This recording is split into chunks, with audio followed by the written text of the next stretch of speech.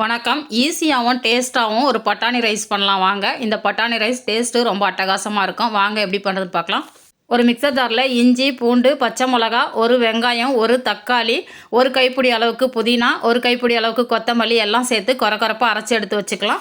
அடுப்பில் ஒரு குக்கர் வச்சுட்டு குக்கர் நல்லா சூடானதுக்கப்புறம் 2 டேபிள் ஸ்பூன் எண்ணெய், 2 டேபிள் ஸ்பூன் நெய் சேர்த்துட்டு பட்டை, லவங்கம், பிரிஞ்சி இலை எல்லாமே தாளிச்சிட்டு ஒரு 3 பச்சை மிளகா, நீல வாக்கில் கட் பண்ண ஒரு பெரிய வெங்காயம் சேர்த்து நல்லா வதக்கி விட்டுட்டு ஒரு கப் அளவுக்கு ஊற வச்ச பச்சை பட்டாணி சேர்த்து அதையும் நல்லா வதக்கி விட்டுட்டு அடுத்து அரைச்சி வச்சுருக்கிற புதினா பேஸ்ட்டும் சேர்த்து நல்லா பச்சை வாடை போகிற அளவுக்கு வதக்கி விட்டுட்டு ஊற வச்ச அரிசியும் சேர்த்து நல்லா கலந்து விட்டுட்டு 2 டம்ளர் அளவுக்கு தேங்காய் பால், 2 டம்ளர் அளவுக்கு தண்ணி சேர்த்துட்டு இதுக்கு தேவையான அளவுக்கு உப்பும் சேர்த்து நல்லா கலந்து விட்டுடலாம். அரிசி சேர்த்ததுக்கப்புறம் நல்லா கொதிக்க ஆரம்பித்ததுக்கப்புறம் ஒரு முறை நல்லா கலந்து விட்டுட்டு உப்பு செக் பண்ணிவிட்டு கொஞ்சம் புதினா கொத்தமல்லி தூவிட்டு குக்கரை மூடிட்டு ஒரு விசில் வந்ததுக்கப்புறம் லோ ஃப்ளேமில் ஒரு 5 நிமிஷம் வச்சுட்டு ஆஃப் பண்ணிடலாம். குக்கரை ஓப்பன் பண்ணிவிட்டு கலந்து விட்டிங்கன்னா சூப்பரான பட்டாணி ரைஸ் ரெடி.